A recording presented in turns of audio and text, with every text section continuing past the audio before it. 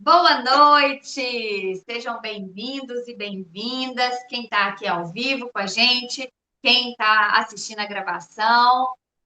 E hoje é um dia muito especial, porque a gente vai continuar o nosso clube de leitura do livro Pedagogia da Autonomia. Então, a gente está fazendo a leitura desse livro. Hoje, a gente vai falar sobre as primeiras palavras. E tem uma palavra muito especial, que é o tema, o norte, não só dessa parte do livro, como vai guiar todo o restante do livro. Então, mais para frente, a gente vai falar aí qual que é essa palavra e quais as implicações dessa palavra nas nossas práticas, na reflexão sobre o que está acontecendo na sala de aula, como lidar com os alunos. Então, fica com a gente aí, porque a gente vai falar um pouco mais e discutir um pouco mais sobre essa parte do livro do Paulo Freire. E, para quem não me conhece, eu sou Ana Paula Teles, né? Sou bióloga de formação, mestre, doutora, e estou no pós-doc de educação. E, junto com o André, a gente vem trocando ideias sobre como a gente pode aprimorar a prática docente, né? Como que a gente pode tornar as nossas práticas mais coerentes com os objetivos, com onde a gente quer chegar. Né? Então, é muito bom ter vocês aqui e se preparem, que hoje vai ser bem legal. E eu sou a Andrea, sou parceira aí da Ana e, né, tô gostando bastante, assim, de reler esse livro, Pedagogia da Autonomia. Eu tenho, acho que uma versão talvez um pouco mais antiga que a da Ana, que era de quando eu fiz a graduação.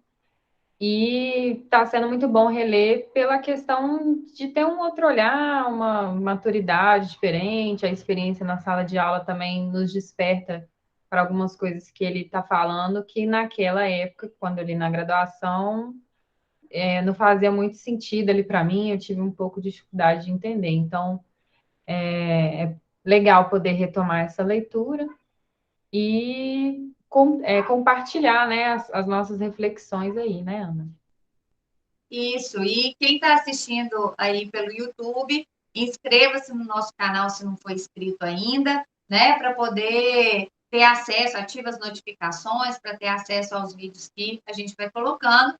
E se você quer participar com a gente aqui ao vivo, nos acompanhe pelo Instagram, né? @exploração criativa, para que você tenha acesso ao link e possa participar dessa conversa aqui ao vivo. E hoje, né, a gente vai continuar, para quem não está inteirado do que está rolando aqui, nós estamos montando um mapa mental, que a gente está deixando sempre na descrição do vídeo, e a gente vai fazer o mapa mental desse livro. Né? Então, aqui tem as discussões que a gente fez na última vez, do prefácio, e hoje a gente vai discutir as primeiras palavras. Então, o que, que a gente está fazendo? É uma construção coletiva. Né? A gente já colocou assim algumas ideias, alguns trechos que nos chamou atenção, nos chamaram atenção, e aí a gente está aberto aqui para colocar mais informações, né? Complementar algumas coisas, e são essas três questões que nos guiam a cada encontro. O que, que nos chamou mais atenção, que é aquela parte que a gente coloca o trecho do livro lá e vai pensar junto sobre o que está falando ali. Questões e dúvidas que vão surgindo à medida que a gente vai discutindo, coisas que a gente não entendeu muito bem ou que a gente quer problematizar. E aqui, como efetivar essas propostas na sala de aula. Né? Então, a ideia aqui é a gente poder fazer essa síntese e trazer mais elementos para a gente pensar na prática o que essa leitura pode nos trazer, né? Porque a nossa proposta é sempre entrelaçar em teoria e prática, né? Ficar só na teoria não resolve, ficar só na prática também não resolve. O próprio Paulo Freire falava isso para nós.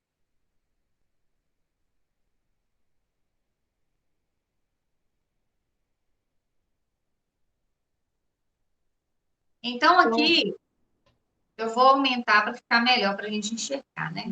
Você quer falar alguma coisa, André? não, só ia retomar, né, que no prefácio a gente discutiu muito essa dicotomia entre uma educação mais progressista e uma educação. Agora eu esqueci a palavra que ele usa, é liberal ou é É neoliberal porque neoliberal?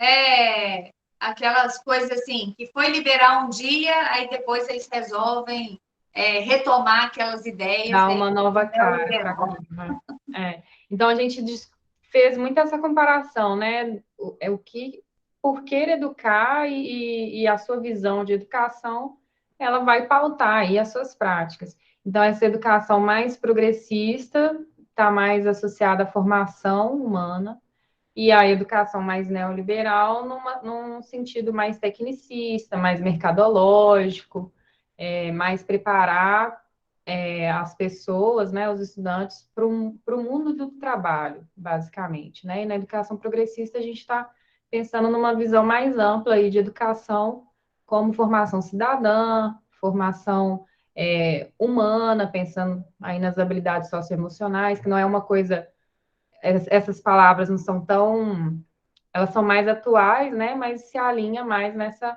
perspectiva. E é interessante o que você está falando, André, que quando pensa no neoliberal, na formação para o mercado, é pensando numa formação muito mais individualista, muito mais conformada com a sociedade, o mundo como está. Então, é muito mais como que a gente pode falar assim, mais Mas, passiva, e mais né? É uma determinista, né? formação mais passiva, individualista, bem no perfil meritocrata, assim, tipo, você vai onde você quiser, com as suas próprias pernas, só que esquecendo um pequeno, importantíssimo detalhe, que as pessoas não estão partindo do mesmo lugar, né? Então, a visão neoliberal, ela desconsidera o ponto de partida. Então, coloca a responsabilidade toda no indivíduo e esquece que ele está inserido numa sociedade que tem muita desigualdade social e isso precisa ser considerado, só que essa perspectiva neoliberal não considera. Né? Então, Paulo Freire ele vem marcar essa concepção de transformação da sociedade. Então, o conhecimento é para transformar a sociedade. Então, para tornar mais igual, vamos dizer assim, o ponto de partida das pessoas, né? Para que haja uma mudança na sociedade, para que seja mais solidária, que seja mais justa, né? Que as pessoas tenham seus direitos respeitados. E esse vai ser o tema central dessa parte que é as primeiras palavras, né? Então, a gente não chegou nos capítulos ainda, né? Está nas primeiras palavras do Paulo Freire, e aí ele vai falar um pouco mais sobre essa perspectiva dele, tipo, o que ele quer com essa pedagogia da autonomia, né? E aí a primeira parte que ele traz é trazer a questão da formação docente ao lado da reflexão sobre a prática educativo progressista em favor da autonomia do ser dos educandos. Então, isso vai ser a temática central. Então, não adianta quem está numa perspectiva neoliberal, que quer simplesmente formar os alunos para passar numa prova externa, como o Enem, quem quer só pensar na lógica de mercado, esse mercado com a cabeça fechada, meritocrata, não vai dialogar com o Freire, né? E nem com a gente, de certa forma, né? Porque a gente está aqui pensando nesse modelo de sociedade, um modelo de sociedade que seja justo, que seja as pessoas tenham igual acesso às coisas, que seja sustentável. É dessa sociedade que a gente está falando. E de que alunos que a gente precisa para essa sociedade? Alunos que tenham pensamento crítico, que sejam inconformados, né, no sentido de pensar a realidade em que vivem e como que eles podem transformar essa realidade, de despertar o máximo do potencial deles para que eles estejam conectados com si mesmos e que o conteúdo sistematizado historicamente pela nossa sociedade possa ter uma finalidade para resolver problemas do cotidiano, problemas da vida real, que tenha uma visão planetária. São esses alunos que a gente quer formar. Então, se você quer formar alunos assim também, você está com a gente, cola com a gente que a gente está pensando junto como fazer isso, né? Então, é importante delimitar isso, porque às vezes a pessoa fala, não, mas eu quero é formar para o Enem, como que eu faço? A gente vai pensar, a gente pode ter algumas estratégias para esse tipo de situação, mas a gente está mais querendo ver quais são as brechas para a gente Uhum. formar esse aluno numa perspectiva mais integral, tá certo? É. Então, isso é muito importante ter bem delimitado para a gente começar essa conversa. E é É o lugar. importante pensar também que assim, essa formação, vamos, né, pegar esse exemplo do Enem, ela é muito efêmera, né? O aluno vai tentar ali no terceiro ano, talvez ele tente ali mais alguns anos para porque ele quer uma determinada faculdade, né, um determinado curso e etc. Mas ela é para conquistar um objetivo ali pontual, né? Então, e quando a gente pensa nessa educação mais progressista, a gente está pensando ali nessa formação como um todo, né? E não só para conquistar pequenos degraus aí da vida do percurso de vida e desse aluno. Então, assim, não é que a gente não quer que os nossos alunos, por exemplo, entrem na faculdade, né? Mas é pensar que esse tipo de formação ela é passageira. Você treina ali, né? Tem um jeito de você treinar, de você estudar para essas provas, você treina para elas, é preciso um treino, e é aquele momento ali, né? Mas o nosso aluno ele precisa ser mais do que isso, né? Porque as demandas aí do século XXI vão exigir mais dele do que só um fazedor de prova. E esse parêntese é muito importante, né, André? Porque senão fica parecendo que a gente não quer que os alunos passem, a gente está ignorando essa parte. Não é isso, mas que isso não seja o nosso foco principal, né? Que a nossa formação numa perspectiva integral, ela consiga, inclusive, ajudar esse aluno a resolver os problemas que estão nesse tipo de prova também, né? Que não vai ser restrito àquilo. E uma coisa que chama atenção é uma outra coisa, né? Que o Paulo Freire vai falar que esse livro, Pedagogia da Autonomia, ele é uma retomada do tema e não é pura repetição do que foi dito. Então, esse é um dos últimos livros, se não o último, que o Paulo Freire escreveu, né, em 96, e ele vai trazendo várias ideias que estão em outros livros. E aí, quando ele fala que não é pura repetição, é importante porque ele fala dessa coisa de trazer dentro de um novo contexto, com novas reflexões, não é simplesmente ficar repetindo só para repetir, é porque, de fato, são coisas que ele considera extremamente importantes, né? Importantes, na verdade, que são muitas coisas. E então, como a gente vai trabalhar todo o livro, né? A gente quer ler todos os capítulos, fazendo essa análise assim, um pouco mais detalhada sobre cada um deles, é importante ter isso em mente, né? Que ele vai repetir, sim, muitas coisas, mas é porque é importante essa repetição, no sentido de entender melhor, com mais profundidade, aqueles conceitos que ele está trazendo.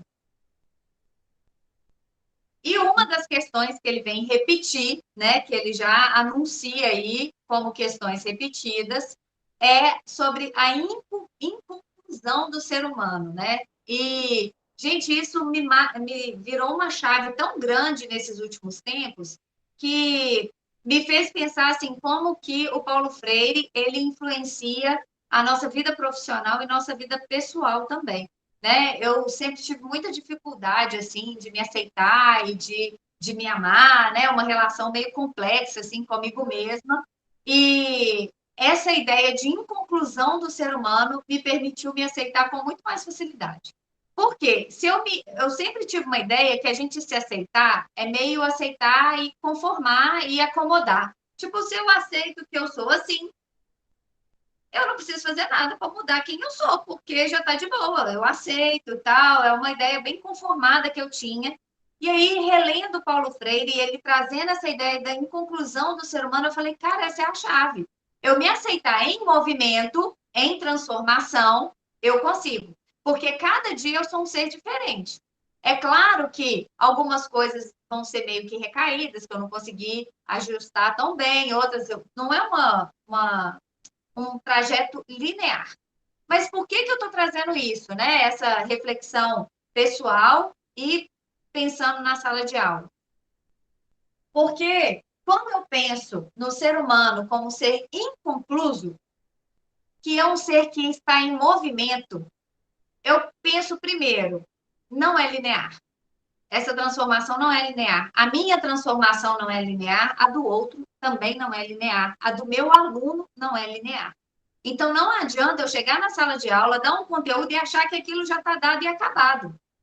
Porque depende de como toca aquele aluno, em que momento da aprendizagem ele está. E quando eu penso não só nas questões conceituais, e vou pensar nas questões socioemocionais, por exemplo, na relação dos alunos com outros alunos, na relação dos alunos com a gente, com outras pessoas da equipe, a gente vai percebendo que isso não é determinista.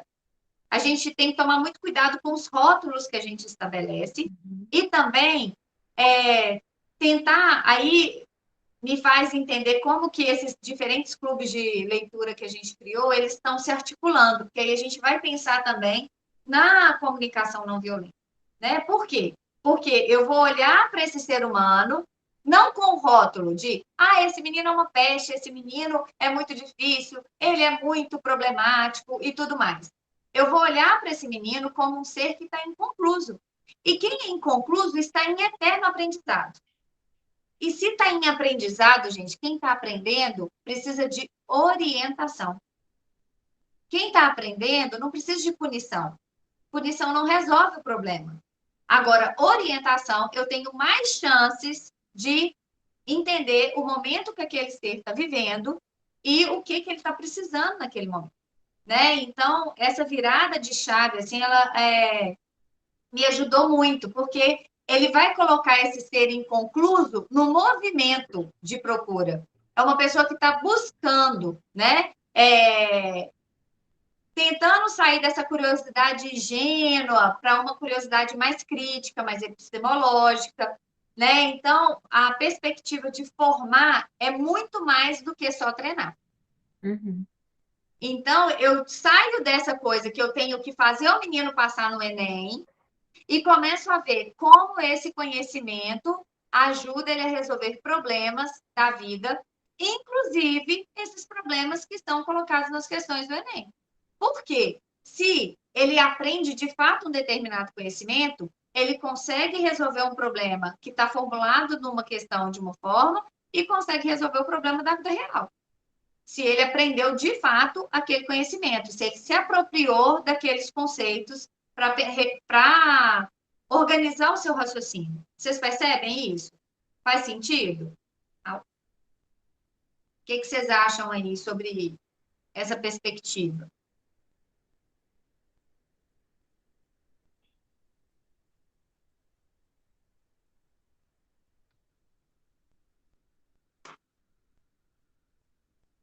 E aí, Eu Gorete achei, está falando certíssimo, né? eu achei interessante que você está destacado ali no mapa mental, né? Vale para a gente que é professor também, essa, esse movimento, né? Assim, e quando eu penso, né, que está aqui a Arlete, a Gorete, que tem muito mais experiência aí de escola do que eu, por exemplo, E eu também. eu penso que essa busca constante pela nossa própria formação, né? A gente está lidando cada vez mais com gerações mais novas, mais distantes da gente, novas formas de ensinar, novas formas, né? A neurociência vem mostrando cada vez mais novos conhecimentos sobre como as pessoas aprendem. Então, esse movimento também da gente entender esse inacabamento nosso, ele nos leva a buscar a nossa formação para que a gente também leve o melhor para esse aluno aí que a gente está formando. E ele completa aqui, né, que é uma crítica permanente à malvadez neoliberal. Por quê? Porque essa ideia neoliberal, ela vem trazer a ideia do fatalista. É uma ideia fatalista. Por quê? Ah, é desse jeito, nada vai mudar, é tudo assim mesmo, não preocupa não, a vida é assim, né? Se você não conseguir é porque não tinha conseguido mesmo. É muito assim, tipo, nada posso fazer, sabe? E Uhum. o Paulo Freire vem criticar completamente essa ideia, né? De que, pelo contrário, a gente tem movimento, a gente pode crescer, a gente pode transformar, né? E a Alete está falando aqui, né? Essa busca é exatamente a constatação da nossa incompletude. Porque se a gente não. Se a gente tivesse completo, se fosse esse fatalismo, a gente não precisava buscar mais nada, né? A gente podia largar para lá, que era assim mesmo, ah, paciência, essa nova geração é assim, o que, é que a gente pode fazer? Né? Esse é o discurso neoliberal. O discurso Uhum. progressista realmente eles são diferentes da gente. Como que a gente pode conectar com esses meninos para a gente fazer alguma coisa que seja significativa para eles e para a gente também, né? E aí ele vai trazer essa ideia da raiva, né? A raiva legítima que está no discurso dele em relação às injustiças que são submetidos os esfarrapados do mundo, né? Então ele não quer ser um observador imparcial. Ele não quer ser objetivo, seguro, aquela coisa assim, afastada da realidade. Não, ele quer assumir um posicionamento de que ele vai lutar por esses que são os invisíveis na sociedade, os que não têm voz. Ele quer dar voz para essas pessoas, né? Quer dar igual acesso para essas pessoas, garantir os direitos básicos e os não básicos também, para que as pessoas Dignidade, né? tenham condição de dignidade, de viver, de transformar, de participar das decisões das coisas, né? Então, quando ele fala que essa parte que ele fala na página 14 é muito interessante, que ele fala que o problema não é ter um ponto de vista contrário a outra pessoa, não é se acreditar que você está certo no seu ponto de vista, não é esse o problema. É você absolutizar esse ponto de vista. E aí você não põe esse ponto de vista sobre questionamento. Você tira o direito de pensar que aquele ponto de vista talvez não seja tão certo assim. Né? E aí ele vem trazer a palavra o carro-chefe desse livro, que é ética. E aí, ao Uhum. longo do texto, ele vai discutir muito sobre o que significa a ética nessa perspectiva progressista. E mais uma vez, esse ponto aí dialoga com a comunicação não violenta, né? Você pode ter o seu ponto de vista, você precisa aprender a respeitar outros pontos de vista, às vezes até mesmo repensar o seu ponto de vista, sem agredir o outro, né? Sem impor, né, o seu ponto de vista, né? Então, é interessante mesmo como que as leituras vão nos dando aporte mesmo para a gente discutir de forma mais profunda essas questões.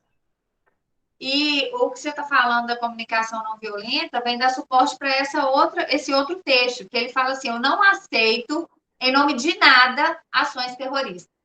Então, você pode ter um ponto de vista diferente, mas você não pode achar que a violência é um caminho viável para resolver o problema, porque não é. Porque o caminho violento, ele coloca a vida de outras pessoas, a segurança de outras pessoas em risco. E isso é E às vezes, inadmissível. e às vezes não só essa segurança assim da vida da pessoa, né? Mas segurança emocional, né? Sim. A gente hoje em dia a gente fala de outros tipos de violência, não só a física, né? A que vai ter algo contra o corpo de alguém, mas violências psicológicas, né? Emocionais. Então, acho que encaixa aí também. E o que ele fala me fez lembrar daqueles outros casos que a gente discutiu nos outros encontros, né? Que estava falando de ter um partido nazista e tudo mais. Esse tipo de posicionamento é um posicionamento terrorista no sentido que essa forma de pensar, né, porque aí já não é só um ponto de vista, mas é um tipo de discurso que coloca em risco a vida de outras pessoas. Porque você começa a favorecer a violência contra essas pessoas, né? A incentivar, de certa forma, a violência contra outras pessoas, seja elas quem sejam. Então, assim como Paulo Freire, a gente também se posiciona contra qualquer atitude, seja verbal, seja física, né, em relação à violência, né? Acreditando que tem outras formas de você resolver os desacordos, as coisas que você não concorda em relação ao que a outra pessoa pensa. E aí ele vem trazer a ética explicitamente como responsabilidade do exercício da docência. Né? Então, ele vai falar aqui que professores e professoras, a nossa responsabilidade da ética no exercício da nossa tarefa docente. E ele explicita que ética que ele está falando.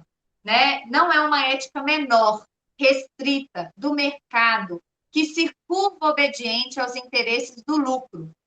Em nível internacional, começa a aparecer uma tendência em acertar os reflexos cruciais da nova ordem mundial como naturais e inevitáveis. O que ele quer dizer com isso, no meu entendimento? De que quando esse discurso neoliberal de que você vai conseguir tudo pelo seu mérito, que você aceita a essas. sociedade é assim mesmo, né? Tipo, eu vou fazer meus alunos passarem nessa prova porque eu vou receber um benefício do governo como professor, né? Então, assim, você deixa de adotar essa perspectiva mais formativa, de uma perspectiva integral, organiza seu currículo todo só com o que cai na prova e começa a treinar os meninos. Só isso, só para eles terem o resultado e você receber a sua bonificação, porque os bons professores são aqueles, nessa perspectiva neoliberal, né? São aqueles que têm mais alunos aprovados nessas avaliações externas. Então, quando a gente começa, esse ideário todo neoliberal começa a parecer natural e inevitável, é o problema. É a ética do mercado que o Paulo Freire está chamando a atenção. Né? Então, a perspectiva dele é romper com essa lógica e pensar a ética universal do ser humano, que é essa que está aqui mais abaixo. Uhum. É a ética que condena o cinismo desse discurso, né, do neoliberal, que condena a exploração da força de trabalho, que condena acusar por ouvir dizer, tipo, eu fiquei sabendo que é assim, você já começa a acusar a pessoa e construir um discurso completamente agressivo em relação a outra pessoa. Afirmar que alguém falou A sabendo que foi dito B, então é mentira mesmo, né? Falsear a verdade, ele fala muito bonito, mas a ideia tipo, é mentira. Você sabe que está mentindo e continua mentindo. Então ele está condenando exatamente isso e iludir outra pessoa, golpear, né? E eu acho que esse golpear ele traz uma perspectiva bem ampla, não só de agressão física, mas verbal também. Soterrar o sonho e a utopia. Olha que tristeza, gente, ver os nossos alunos sonhando alto, querendo transformar o mundo, aí você fala, não, meu filho, não é assim que acontece, não. Desce da nuvem e volta. Né? Ou Então, assim, então é isso não é soterrar para o sonho. você, Então, o né? que a gente tem que fazer? Nossa, isso é mais dolorido ainda. Isso é mais cruel. Né? Isso não é para você, é muito cruel. E aí, a ideia, né, é você trabalhar esse sonho, né? Tipo, eu tenho esse sonho, o que você precisa fazer para ele virar realidade? E aí você trabalha com essas ações que vão ajudar o aluno a transformar esse sonho em realidade, né? Porque também deixar ele só sonhando, só lá no mundo das nuvens e sem materializar aquilo, ou pelo menos perceber quais são as condições viáveis para que aquilo se torne realidade, aí não adianta nada, né, gente? Aí também é sacanagem. Prometer sabendo que não vai cumprir, testemunhar mentirosamente, falar mal dos outros pelo gosto de falar mal, né? Então, a ética que ele está falando, universal do ser humano, ela é muito conectada com os princípios da comunicação não violenta, né? Então, quando a gente pensa nesses clubes de leitura, a gente está pensando nessa articulação dos temas para que a gente possa sempre ter uma visão mais aprofundada possível do que é a prática docente, do que é a sala de aula, do que é lidar com seres humanos, né? A gente acredita muito que esse é o caminho, né? A gente ter uma visão mais aprofundada, nos dá mais clareza para pensar quais são as nossas atitudes, ter atitudes mais assertivas na nossa prática, né? E o que eu fiquei pensando também é que dialoga com o último artigo que a gente leu da quantificação da qualidade da educação. Porque é difícil você quantificar, né? O artigo vem trazer isso, que é difícil você quantificar essa formação ética que você pode estar oferecendo ao seu aluno. O que é quantificado é a nota, né? É o quanto que ele sabe sobre um determinado assunto. E isso a gente consegue transformar em números, né? Mas essas ações aí que vão fazer parte da formação dessa pessoa, né? Do aluno como uma pessoa, é mais difícil a gente transformar em estatística. Então, a gente também tem que ter esse cuidado quando a gente avalia a qualidade ou se a gente de fato deu uma aula boa ou não, né? E aí ele vem completando também que nós, como professores, né, a melhor forma da gente fazer isso é pelo nosso próprio exemplo, né? Então, assim, eu, quando fui aluna, cansei de ouvir professor falando mal de outro professor, às vezes aquela competitividade, assim, meio velada, entre colegas. Então, assim, a gente pensar mesmo no nosso dia a dia quais exemplos a gente está deixando ali, porque muitas vezes isso é o que marca mais do que o que você está escrevendo no quadro, o que você está falando ali sobre um determinado conteúdo. Então, é um cuidado que a gente tem que ter com nossa própria construção pessoal mesmo. Já dizia antigamente, muito antigamente, se não me engano, foi Jesus, né? A fala convence, mas o exemplo arrasta, né? Então, se eu falo de ética, se eu falo de tratar bem os meus alunos, de respeitar quem eles são, de ajudá-los a serem a melhor versão deles aqui nesse planeta, se eu não tenho esse cuidado, inclusive comigo mesma, se eu não me proponho a fazer esse exercício comigo mesma, não está adiantando nada, né? Então, eu vejo muito isso aqui em casa com meus filhos. Às vezes eles fazem alguma coisa e tal, eu falo assim, olha, eu sei que é difícil. Por exemplo, eu às vezes fico brava, acabo gritando assim, e eles reagem mais ou menos da mesma forma. E aí, quando eu vejo eles reagindo, eu falo, meu filho, você vai dar conta.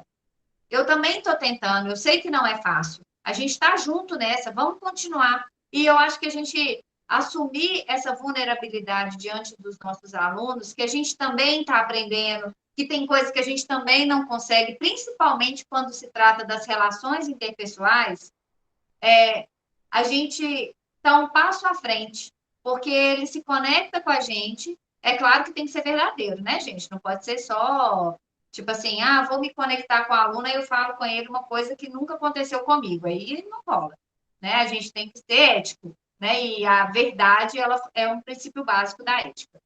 E se você tem uma dificuldade que é parecida com aquele do aluno, fazer ele perceber que nós estamos juntos nesse barco de tentar, de se esforçar, de tentar mudar o curso, né? Igual quando a gente pensa na comunicação não violenta. Ela não é trivial para a gente, né? Para a maioria de nós. Não é uma coisa que naturalmente a gente se comunica dessa forma, ou a gente tem uma tendência a ser mais agressivo, partir para cima, falar tudo que pensa e não sei o que lá, ou a gente tem o modo contrário, engole sapo, né, como a gente costuma falar, e vai só se fechando e não fala nada. E uma hora explode. Exatamente, na hora que explode, Deus me livre. Ou então, ou explode com outra pessoa, ou então para doença, né? Das doenças psicossomáticas. E aí, a ideia, né, quando o Paulo Freire propõe essa coisa da gente se assumir como sujeito de procura, de decisão, de ruptura, de opção, como sujeitos históricos, transformadores, a gente só vai conseguir fazer isso se a gente se assumir como sujeitos éticos, né? E na sala de aula, a gente precisa materializar isso, né? Como que a gente vai materializar esse posicionamento, né? Estando atento a esse discurso que às vezes permeia a sala de aula, né? Às vezes está todo mundo muito focado nessa perspectiva neoliberal, nesses discursos que vão aparecendo assim de forma sutis, e se a gente não está atento, a gente reforça, né, a ideia do mérito. Às vezes a gente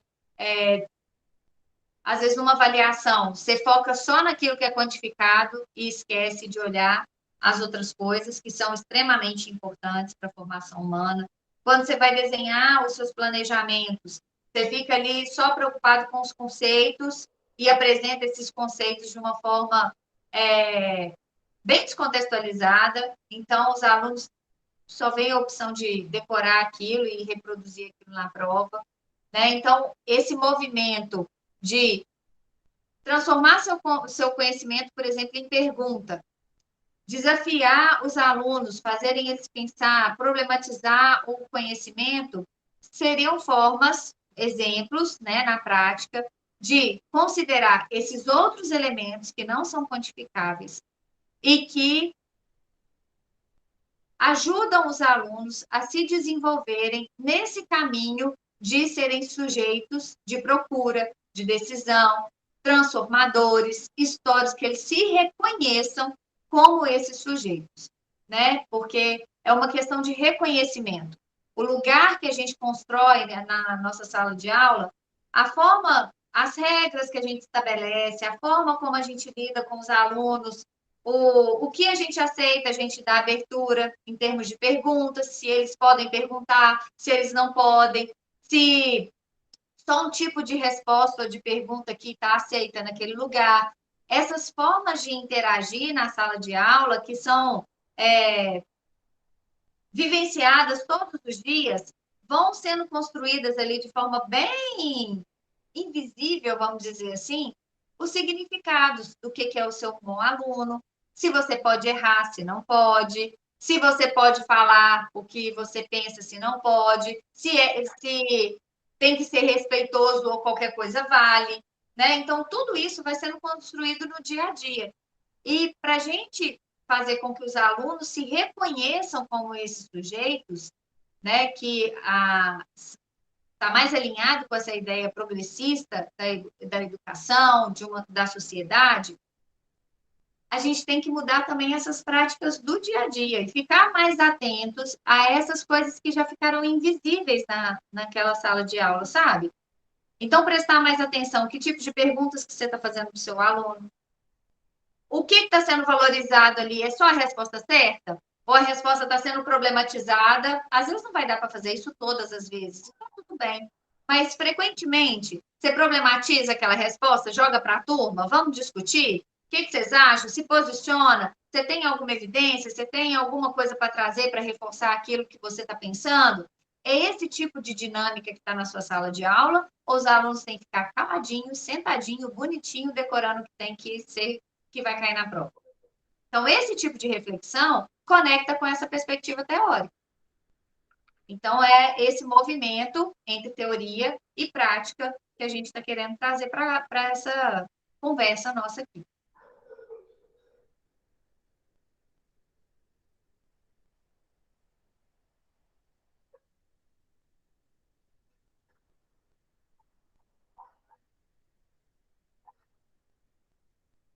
E aí, ele traz uma ideia muito interessante, né? À medida que ele vai aprofundando sobre essa questão da ética.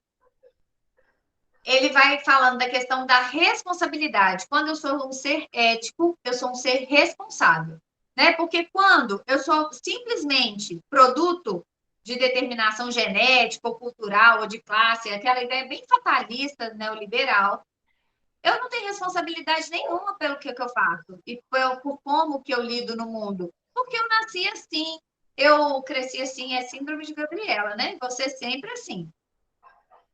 Agora, e aí ninguém vai poder me responsabilizar por nada. Afinal, isso aí é fruto do. É fatal. Eu nasci e vou morrer desse jeito. Só que, e ele fala um negócio muito importante aqui, né? Isso não significa negar os condicionamentos genéticos, culturais e sociais a que estamos submetidos. Significa reconhecer que somos seres condicionados, mas não determinados. O que quer dizer isso?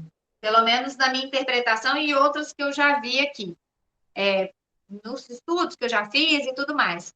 Essa ideia é assim: eu reconheço que onde eu nasci, o jeito que eu nasci, né, o meu componente genético, a A sua cultura, a sociedade história, que eu estou inserida, vai condicionar, ou seja, é como se a minha tendência a fazer determinadas coisas fosse maior por causa desse contexto. Só que esse contexto me condiciona no sentido de eu tenho mais propensão a agir de determinada forma. Mas ele não me determina, porque se eu falar eu não aceito, eu quero ser diferente, eu tenho condições de ser. Essa perspectiva ética que o Paulo Freire traz nos empodera.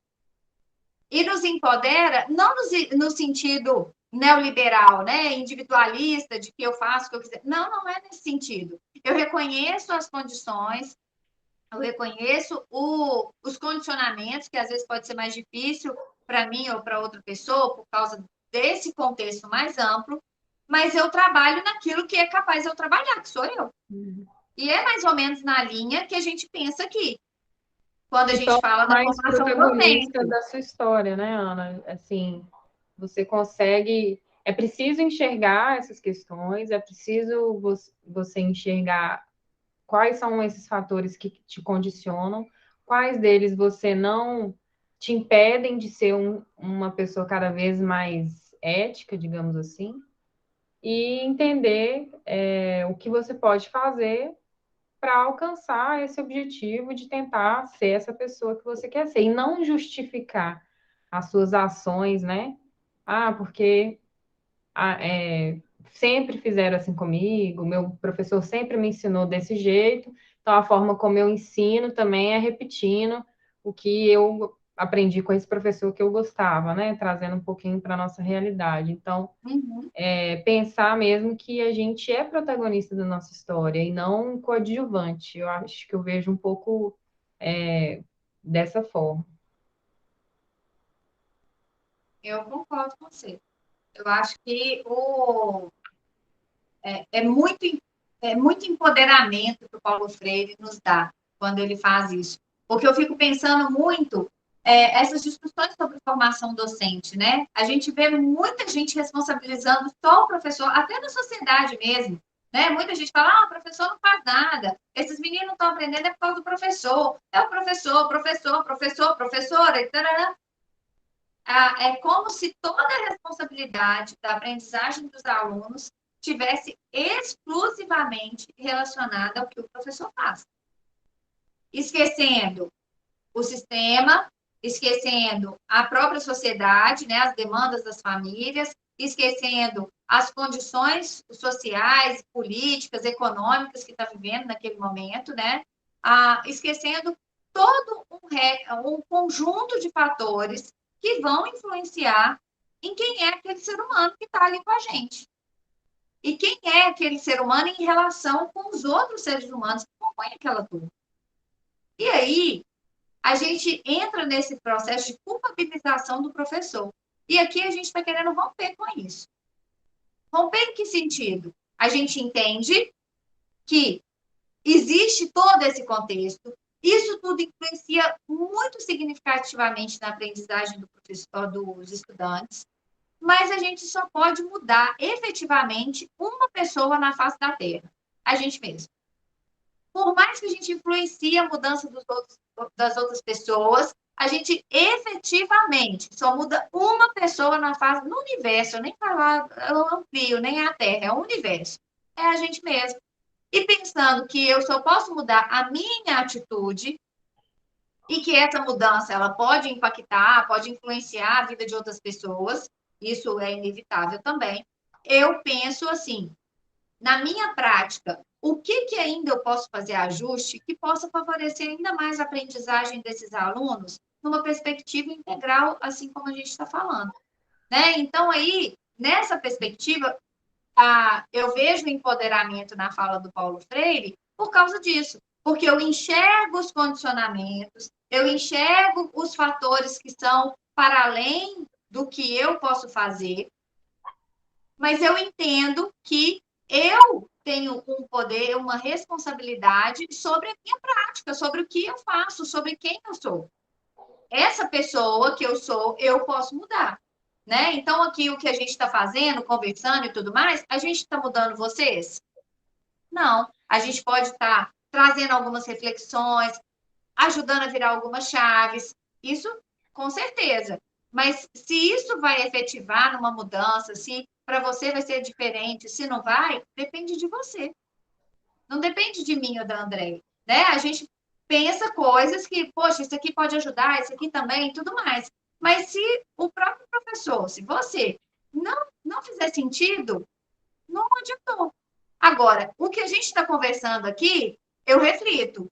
Poxa, o que, que a gente pode trazer disso para as nossas formações? O que, que a gente pode trazer disso? O negócio do inacabamento que eu citei para vocês.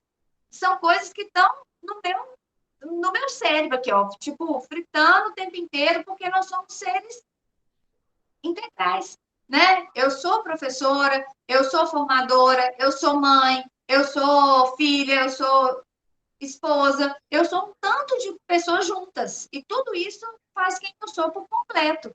Né? Estar aqui com vocês, não, eu não tiro uma parte de mim, não, agora eu sou formadora, então eu estou aqui e vou falar com vocês. Não, eu estou aqui por inteiro.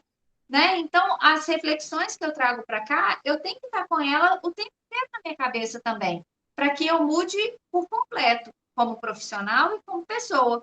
Né? E esse é o convite que o Paulo Freire vem fazer. Porque quando ele nos convida a ser seres éticos, não tem como eu separar o eu ser professor do eu ser pessoa, fora da profissão. Não tem. Se eu sou um ser ético, eu sou um ser completo. E todos os meus papéis na sociedade, eles estão ali dentro de mim, convivendo, né? E às vezes um vai estar mais às vezes um aspecto manifesta mais, mas um influencia o outro e faz de mim quem eu sou, né? Vocês concordam com isso? Pelo menos essas reflexões que eu tenho feito, assim, nessas leituras que a gente tem feito.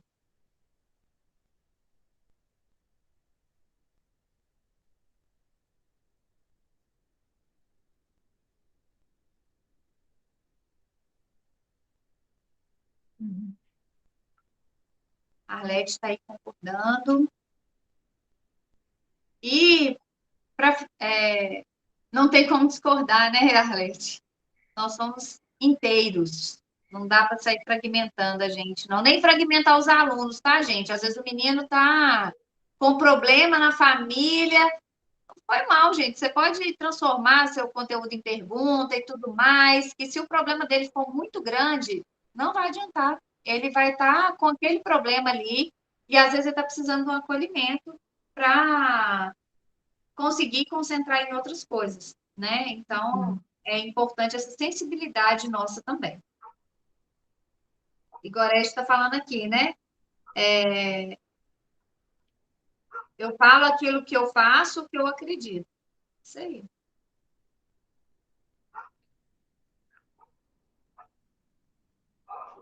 E para fechar os aspectos, né, que a gente destacou no texto, ele vai falar que, do ponto de vista da tal ideologia, que é a neoliberal, né, só uma saída para a prática educativa, adaptar o educando a essa realidade que não pode ser mudada. O que se precisa, por isso mesmo, é o treino técnico indispensável à adaptação do educando à sua sobrevivência. Né? E aí a gente pensa isso para o professor também. Se o professor está imerso nessa perspectiva neoliberal e a aceita, né, como sua perspectiva, ele vai entender que a função dele naquele lugar é treinar os alunos para aceitarem o que é da vida, né? O imutável, e vai perpetuar aquilo, vai só treinar para fazer uma prova e vamos formar vários fazedores de prova. Né? E aí, o nosso convite, apoiando aí no Paulo Freire, é para romper com essa perspectiva. Né? A gente vê que a realidade pode ser mudada, não que seja fácil, mas é possível. Né? E a partir dessa possibilidade, a gente, em vez de treinar o educando para sobreviver, a gente vai ajudar ele a pensar criticamente para resolver problemas muito sérios que a gente tem que lidar aí. E é o convite que ele faz, inclusive, a nós, como leitores, ao ler também o livro, né? Ele fala aqui para a gente se entregar de forma crítica e curiosa também na leitura do livro, né? Então, eu acho interessante isso, que ele também se coloca assim, olha, pode ser que eu não esteja falando coisas que você concorde, ou tudo que eu falar aqui é o que está certo, né? Então, eu acho que o livro convida a esse diálogo, né? Isso é bem legal. Isso mostra como que ele quer realmente que a gente desenvolva o pensamento crítico, né? Porque senão ele podia falar, olha, aceita tudo que eu estou falando, abaixa a cabeça aí, pronto, só concorda, né? Uhum. E a Arlete está trazendo aqui, em um grupo de discussão, uma colega lamentava de que seu trabalho com o aluno não funcionou. Alguém disse a ela que, então, ela não tinha seguido os protocolos e seguido as etapas corretamente. Lamentavelmente, ela não tinha essa percepção da ética e da incompletude do profissional, do aluno e dos contextos. E, infelizmente, a gente vê essa realidade se repetindo várias vezes, né, Arlete?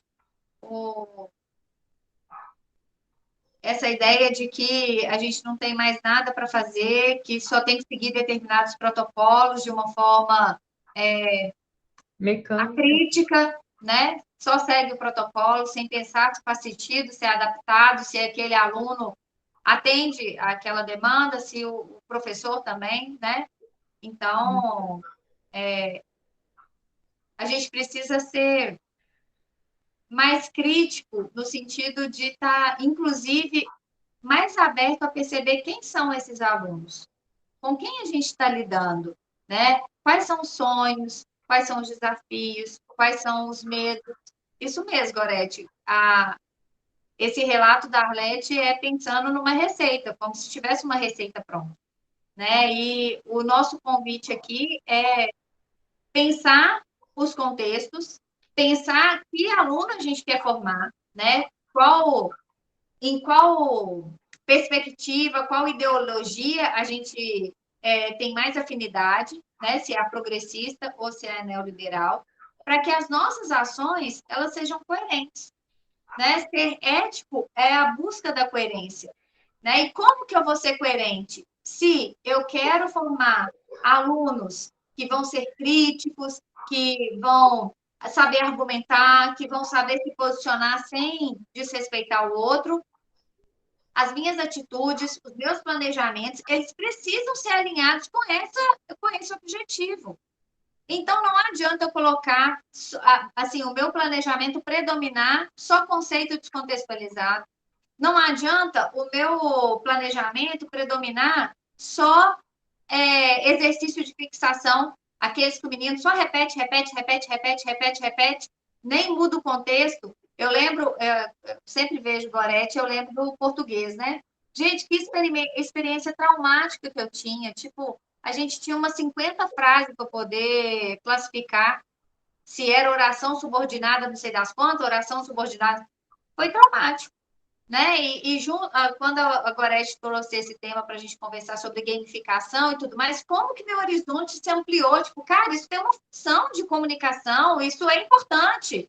E como que seria legal eu ter aprendido dessa perspectiva, entendendo que problemas da minha vida, nesse caso a comunicação, eu saber esse conhecimento iria me ajudar e não simplesmente ficar repetindo, repetindo, repetindo, sem fazer a mínima diferença. Eu só ia decorar, fazer a prova e beleza, está resolvido.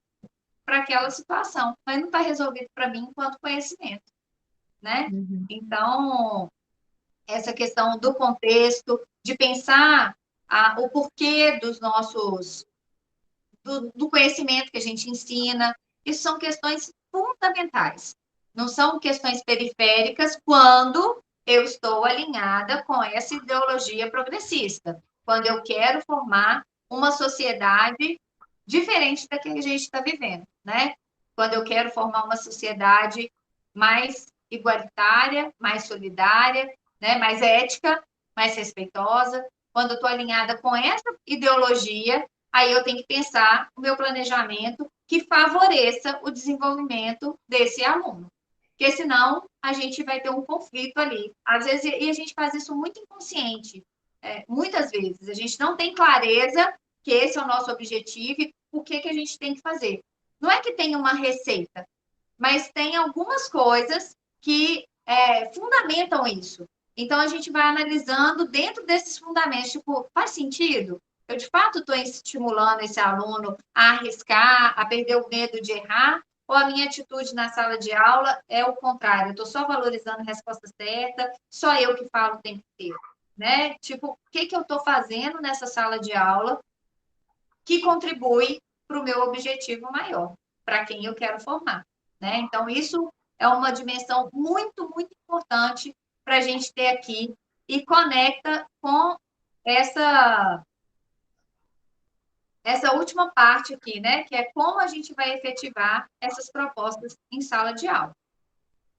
E aí a gente vai construir junto aqui como que a gente pode fazer isso.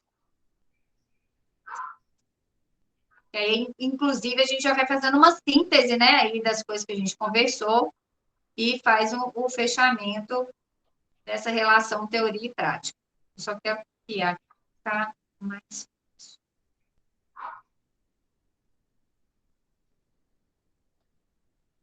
Eu acho que pode colocar o que as meninas falaram, né? De que essa questão da receita, né? Tô pensando como, assim, numa frase, mas Ajuda aí, pode. meninas.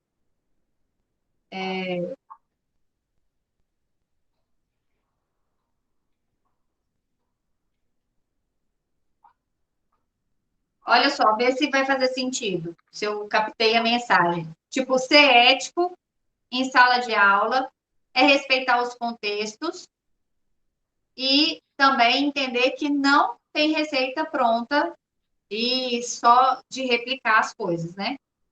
Acho que é isso mesmo.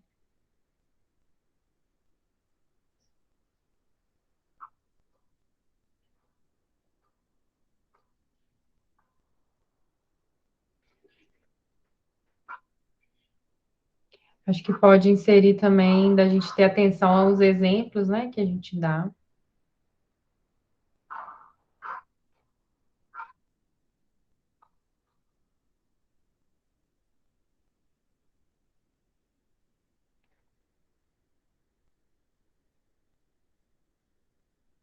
Exatamente.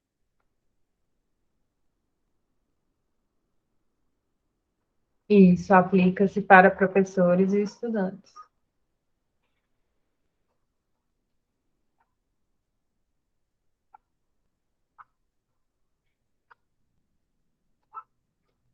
E que é outra coisa que você tinha falado, André? Da gente ter atenção aos exemplos que a gente dá, da gente também ter consciência do tipo de aluno que a gente quer formar.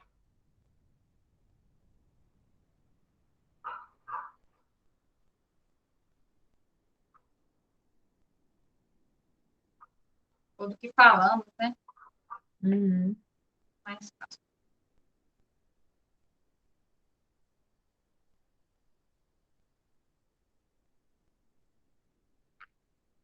Arlete, eu não sei se eu entendi o que você colocou aí. Não sei se foi a palavra aí que ficou faltando alguma coisa. Não aceitar outras formas de fazeres dos estudantes.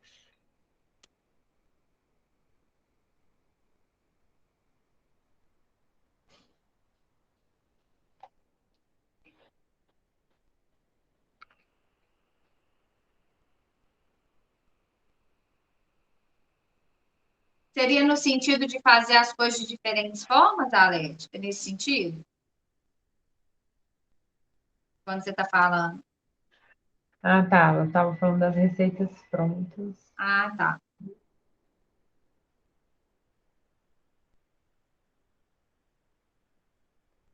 Aí dá voz aos estudantes, né? Que a Gorete está falando. E eu acho que essa questão, né? Que alguns alunos têm medo da crítica do colega e muitos acreditam que deveriam escrever em vez de discutir. Eu acho que coloca para a gente, professor, dentro da nossa prática, a questão da gente não aceitar, né, nenhum tipo de desrespeito, né, quando a gente percebe isso, da gente não se calar.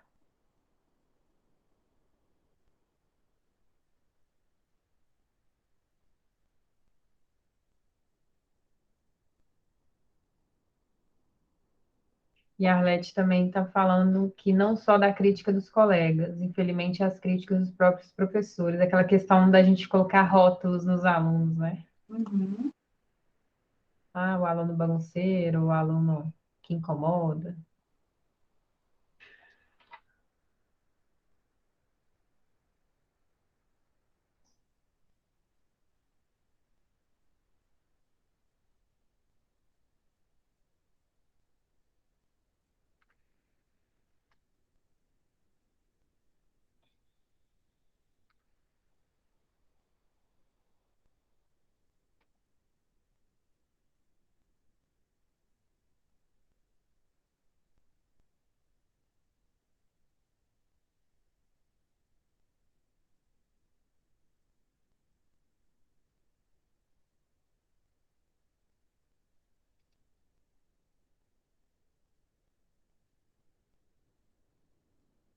Gente, vai conferindo aí, tá? Eu estou tentando escrever a parte do que vocês estão falando. Uhum. Acho que é isso. A Arlete só completou aqui que os mais bagunceiros são os que menos são ouvidos quando resolvem se manifestar. A gente costuma assim nem dar muita ideia. É Pois é. verdade. E às vezes por puro rótulo, né? Às vezes o menino tem até coisas importantes para contribuir. Sim, verdade.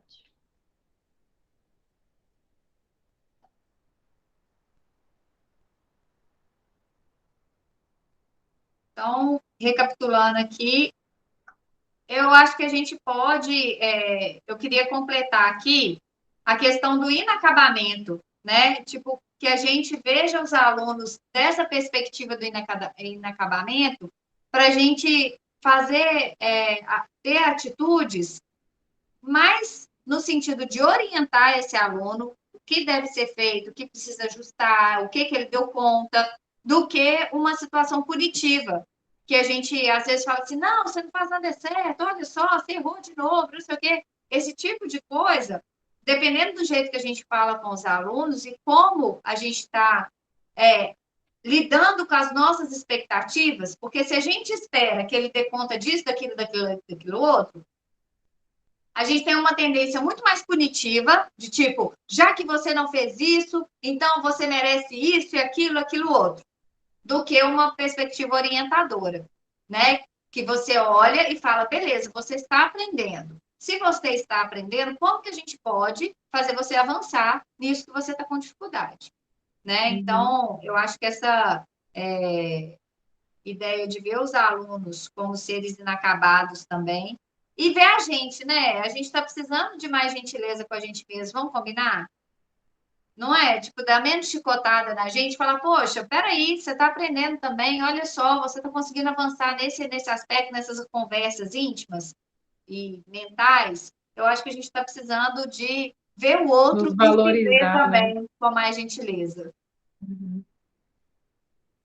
Aproveitando isso também que você falou, né, dessa questão da punição, hoje eu vi um vídeo de, assim, um professor postou como que ele estava devolvendo as provas para os alunos. Aí ele colocava tipo um post-itzinho assim, em cima da nota. Se a nota era boa, tinha um memezinho, tipo, nó, legal, sua nota foi boa e tal. Mas se a nota era ruim, tinha um meme mais, assim, eu acho que o professor colocou no sentido, assim, de dar um retorno das provas de uma forma mais divertida, Ah, mas eu achei um pouco ofensivo, sabe? Porque o aluno que tirou a nota ruim, ele ganhava um meme, tipo assim, ah, não foi dessa vez. É, assim, com alguns dizeres que às vezes eu acho que faz com que os alunos se comparem uns com os outros, que vai reforçar essa questão do mau aluno, é aquele que vai mal na prova. aham. Então, e tinha assim, né? Foi até polêmico depois ver os comentários, porque tinha gente falando, nossa, que legal, vou fazer. Aí outros professores, não, esse professor vai ser demitido da escola, né? Então, é interessante a gente também ter esse olhar crítico, porque às vezes a gente quer trazer o lúdico, uma coisa engraçada, mas ela pode ser ofensiva também. Exatamente. E a gente às vezes nem percebe, né?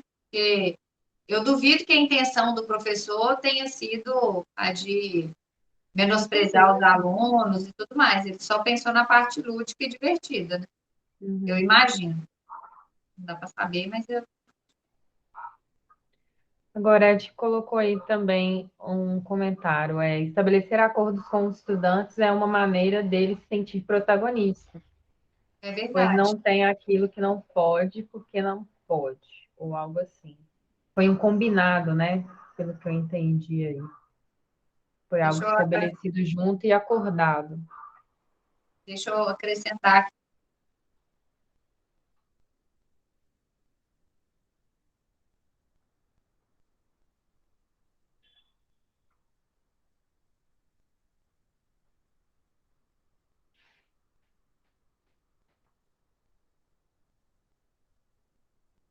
Mais alguma coisa, meninas?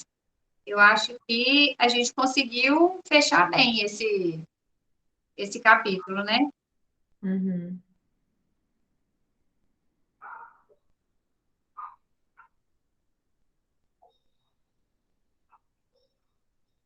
Também acho que deu para fechar bem para a gente seguir aí nas próximas, nos próximos capítulos que ele vai falar principalmente assim o fazer docente, né? O que cabe a nós como professores, né? As características aí que nos são necessárias para formar esse aluno nessa lógica mais progressista. Sim. E só para fechar aqui essa parte que a Gorete falou, estabelecer acordo com os estudantes é uma maneira deles se sentir protagonista, pois não tem aquilo de não pode porque não pode. Tipo assim, a, ele vai saber os motivos daquilo não poder porque foi acordado antes. É nesse sentido, não é?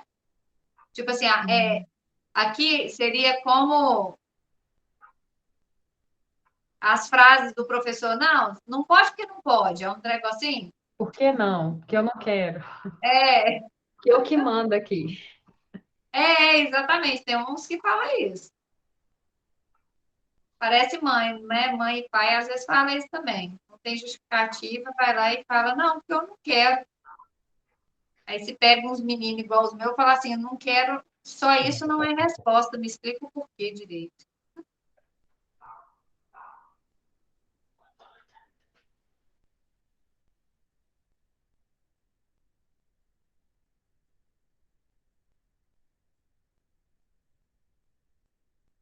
Eu vou colocar aqui que os acordos têm explicações plausíveis, né? Uma vez que foram acordados.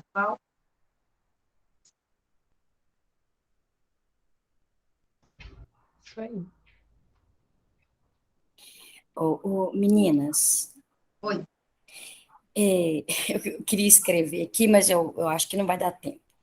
Eu penso que a gente poderia colocar aqui aquela parte que se falaram do Enem, que aí é consequência, né? Se a gente trabalha com as crianças, né, com os estudantes, essa maneira, essa questão assim, de levar o pensamento, né, deles fazer crítica, deles resolverem problema, com problematizações, aí eu acho assim, esse Enem, né, essa prova externa vai ser, ele passar ou não, vai ser uma consequência de, é claro que tem treinamento também, mas Sim. muita coisa também a gente percebe que aquele que é mais espertinho, que sabe interpretar, que, né, que coisa vai embora.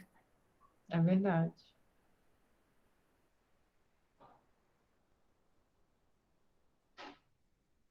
Porque no Enem, a gente não adivinha a questão que vai cair.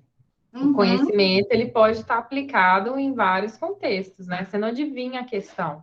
Mas aí, quando o aluno entende aquele conceito, ele consegue, essa questão está falando disso. Então, ele consegue se sair melhor mesmo.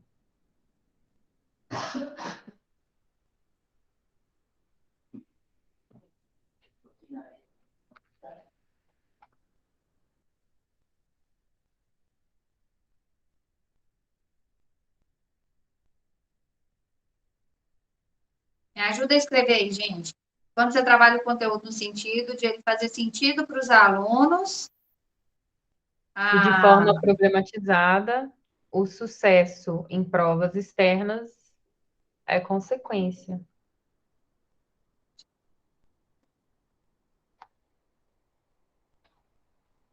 Em avaliações.